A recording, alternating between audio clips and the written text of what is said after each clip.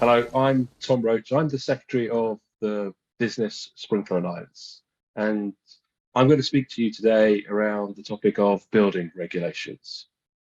So first off, who's the Business Sprinkler Alliance? Well, the BSA are a group of fire safety professionals who came together who are concerned about the protection of UK PLC, so commercial and business property. And we're looking at ways in which we could encourage and promote the use of automatic fire sprinkler systems. So the six members are BAFSA, the NFCC, the European Fire Sprinkler Network, the Fire Protection Association, the National Fire Sprinkler Network, and FM Global. First thing to sort of talk about when we talk about building regulations is that actually we need to be careful that they're devolved. Building regulations are applied differently across the nation states of the UK. During this presentation, I'm really going to talk to England, but we have to take care that when we're talking about this subject, there might be slightly different applications and law in the different nations. When we're talking about England, it's quite simple to talk about the framework of the building regulations and how they fit within the wider context of the law. So the primary legislation is the Building Act 1984. This gives rise to the secondary legislation, which is the building regulations. And that shouldn't be confused with the guidance that helps people understand how to apply the building regulations. And we refer to them as the approved documents. So they're things that you may have heard a lot about in the news recently, in particular, a document called Approved Document B that you can see on screen, which talks to fire safety. So I'm really going to talk through this aspect of the building regulations and the guidance in this section. One other thing to sort of be aware of is when we talk about building regulations, we're talking about buildings under construction or renovation. When we talk about buildings in use, that's another piece of legislation that you may have heard of, which is called the Fire Safety Order. Now, it applies to a range of buildings, and that gives rise to requirements on owners of those buildings to provide a suitable and sufficient risk assessment. And that gives rise to sort of requirements around having suitable means of detection and giving warning in case of fire, the provisions of means of escape, emergency lighting, escape routes. A lot of things that are provided for under building regulations, but they're meant to continue while the building's in use. So there's a distinction between construction, renovation, and building in use that we need to be careful with. And sometimes people get confused between those two sides of the house. It's also needs to be sort of thought about in terms of the division, in terms of enforcement. When we're talking about buildings under construction, the building regulations, enforcement comes through building control officials, building control officers, approved inspectors. When we're talking about enforcement of buildings in use, that's normally through the fire service. That's a principle that's been in place for a long period of time under the Holroyd principle, and it goes back to the 1970s. But that reinforces that difference between buildings under construction and buildings in use. Talking about building regulations, I think when we're talking about building regulations, it's quite easy to sort of slip into thinking about just your area of expertise. I'm a fire person. So whenever I talk about the building regulations, I'm really talking about fire in regard to building regulations. But we need to be aware that buildings are incredibly complex things. And therefore, building regulations that provide provisions around how they should be constructed and how they should perform are going to cover a myriad of different items, including fire safety. So when we talk about different parts of building regulations and technical guidance, there are different areas. So Part B, fire safety, I've already mentioned, but there are things like Part F on ventilation, Part L on conservation of fuel and power. All these elements are part of the building regulations and captured under Schedule 1 to the building regulations. And this gives rise to sort of people thinking, well, what's within Schedule 1 to the building regulations? Well, actually, within the Schedule one to the building regulations are a lot of the functional requirements.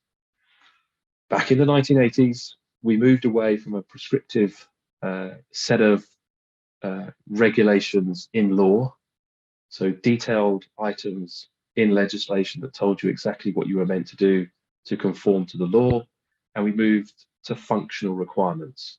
And functional requirements are a set of statements about how the building should perform. So Schedule 1 to the building regulations includes all those functional statements. If you think about that in terms of fire safety, there are different elements within fire safety. One of them is element B1, which talks to warnings about fire and means of escape. So under B1, the functional requirement is buildings shall be designed and constructed so that they are appropriate provisions for the early warning of fire and appropriate means of escape in case of fire from the building to a place of safety outside the building, capable of being safely and effectively used at all material types. That's what the law actually says you should do if you build a building. That's what you need to do. And when we talk about complying with the building regulations under, say, B1, somebody's checking that that's actually being achieved. Now, people often say, well, how do I do that? Well, the way government guide us or offer a guidance around that is with approved documents. So they're technical guidance documents that are provided that give us an interpretation of how to achieve those functional statements. They're not binding in terms of you've got to follow them explicitly, but they are a path through which, for most common building types, you can achieve the right outcomes as required by the functional statements or the functional requirements. So you can see the different, this is just a selection of the sort of approved documents, and the two fire safety ones, Part B, are here on screen. And within those documents, there are technical guidance elements that show how to comply with those functional requirements.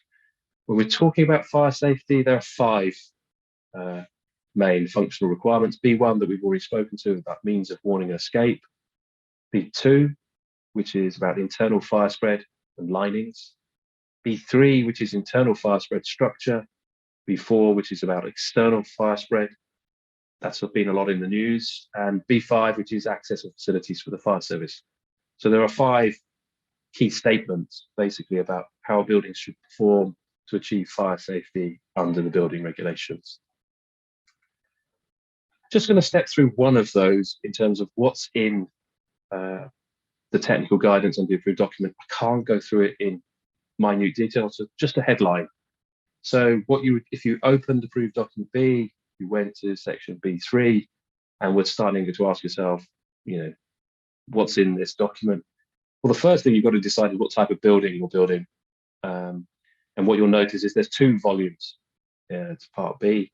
Volume 1, which covers residential and blocks of flats, and Part 2, or Volume 2, which covers everything else. If you opened one of those documents and looked in there for B3, you'd see a statement of what's under the functional requirement, and then you'd see a statement like this, which says, well, the Secretary of State's requirement B3 is met by achieving, the Secretary of State sees this as a way to meet this, and it lays out how that could be done. So that talks about elements of structure, fire resistance, fire separating elements, cavities, and then stopping fire spread. So we just step through that. If we were to think about what we'd notice if we were looking in an approved document, you'd see tables on fire resistance that talk to, depending on the building height, what the building's used for, what level of fire resistance is needed, whether it has sprinklers or not. So if you looked in this table, what you pretty clearly see is, a piece of change that we saw to the approved documents recently saw that for residential blocks of flats with a final floor above 11 meters, sprinklers are required. So you'd see in this table, actually, you can't achieve the fire resistance without sprinklers above that level. Whereas if you looked at, say, item 3, which is on offices, it's only when you get above 30 meters from the final floor, you need sprinklers to achieve that. Then there's things like compartment sizes. Well, how big a volume can you have as a single area or fire area? Again, based on the building height, what the building's for, you'll see different compartment sizes. Things that surprise people when we talk about this is when we get into things that I'm concerned about, like industrial buildings. For a single story industrial building, there is no limit on the compartment size. Similarly, when we talk about warehouses in England, the compartment sizes are huge.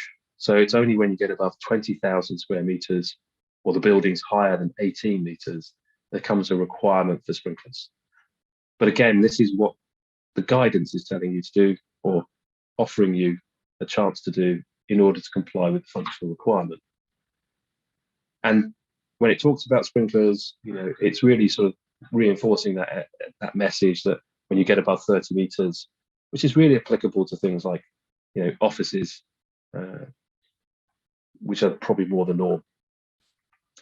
In terms of cavities and barriers, it offers you guidance on how to protect against unseen fire spread through walls, floors, and ceilings. A little bit like this diagram, and talks about what needs to be provided to stop fire penetrations as they go between different areas, and dampers, etc.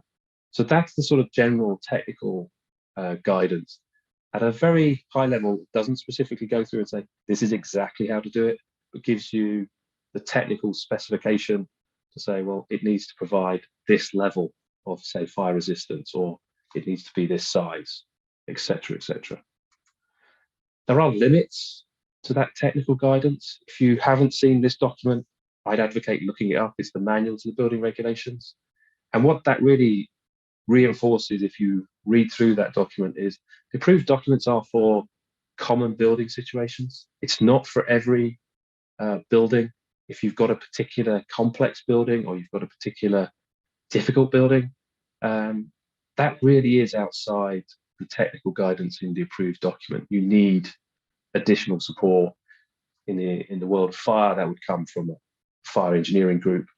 The thing that I always point to here is when you look at some of those items, you're looking at it saying, just look at those elements, A, B, C, D, and E, but look in there, you sort of see buildings with unusual occupancies or high levels of complexity. Well, that actually could be a warehouse with multiple mezzanines, lots of automation. That's not really within the scope for a common building type here. Similarly, very large or very tall buildings. I think it's pretty obvious that the approved documents weren't meant for the shard. And that's what this is really saying. And then say, something that catches people's eye is D, large timber buildings. Again, not defined as a common building type. You need additional input expertise to sort of develop that. Other things to sort of think about that you may have heard about in regards to the regulations or the building regulations is Regulation 8. Regulation 8 really sets a limitation to life safety around the building regulations, and it's expressed in this way. And you note parts A to D, well, that covers B, fire safety. Schedule 1 shall not require anything to be done except for the purposes of securing reasonable standards of health and safety for persons in or about buildings. And that's where there's a bit of confusion as to how people understand that. As the BSA, we've looked into this before to ask people, how do they understand the outcomes delivered by the building regulations? And it's surprising that of the 70% of business owners that we asked the questions of, they didn't really understand that building regulations have a limit. They're not there to protect their property. If they want that outcome, they need to do something else. The protection of property is a byproduct of the building regulations, something that we think should change. And my last slide is really to sort of say, we all have to stay awake because change is coming. We're seeing a huge amount of change coming through in terms of legislation. You'll be aware that the Building Safety Bill is currently passing through the House of Lords. And what that's going to do is going to make significant changes in terms of who the regulator is, what some of their powers are in relation to certain types of buildings, and that will have knock-on effects for the building regulations themselves. The Fire Safety Act was passed last year. That will change the fire safety order. That will have some implications for fire risk assessments, particularly when it comes to external walls. And for me, one of the biggest items is we're going to see a wholesale revision of the technical guidance. In the background, the Department for Levelling Up Housing and Communities has an ongoing process for review of the approved document B, which will have some significant changes across all those functional areas from B1 to B5. So I guess it's a case of please be involved, please be aware, please notice all these changes. They have and will have a profound effect on buildings going forward. And when it comes to things like the Fire Safety Act, they will have an impact on existing properties. So just a reminder, I'm Tom Roche. I'm from the Business Sprinkler Alliance. That's been quite a fast canter through the element of building regulations, really to give you a flavour of what they're about, how they're structured. If you're in this field, you probably know a lot of what I've spoken about. If you're not, there's some elements there for you to sort of get your teeth into, to start thinking about, well, how do they apply to me? Is there something here that I need to sort of think about again? Thank you very much for your time.